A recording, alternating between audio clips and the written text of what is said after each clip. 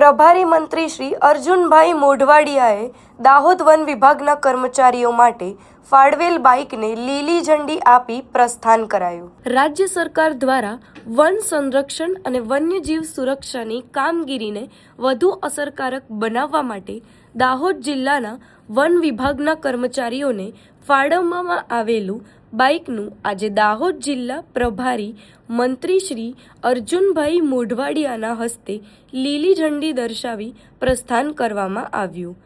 આ પ્રસંગે પ્રભારી મંત્રીશ્રીએ જણાવ્યું હતું કે વન વિભાગના અધિકારીઓએ અને કર્મચારીઓને ઝડપી ગતિએ કામગીરી કરી શકાય તેમજ જંગલ વિસ્તારની નિયમિત પેટ્રોલિંગ, વન્યજીવોનું સંરક્ષણ, ગેરકાયદેસર પ્રવૃત્તિઓ પર નિયંત્રણ અને આપત્તિ સમયે ત્વરિત પ્રતિસાદ આપવા માટે વાહન સુવિધા મહત્વપૂર્ણ સાબિત થશે।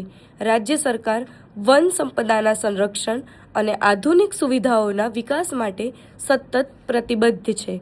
કાર્યક્રમ દરમિયાન વન વિભાગના અધિકારીઓએ નવી બાઇક મળવાથી મેદાનની કામગીરી વધુ ઝડપ, કાર્યક્ષમતા અને સુગમતા આવશે તેવી લાગણી વ્યક્ત કરી હતી। આજે માનનીય વન મંત્રી શ્રી અર્જુનભાઈ મોઢવાડિયા સાહેબ અને પ્રભારી મંત્રી શ્રી દાહોદ જિલ્લા દ્વારા આજ રોજ ગુજરાત વન વિભાગના project for ecosystem restoration in Gujarat ફર્જ પ્રોજેક્ટ અંતર્ગત દાહોદના બારિયા વન વિભાગને ગુજરાત સરકાર દ્વારા કુલ 20 બાઇકની ફાળવણી કરવામાં આવેલી હતી।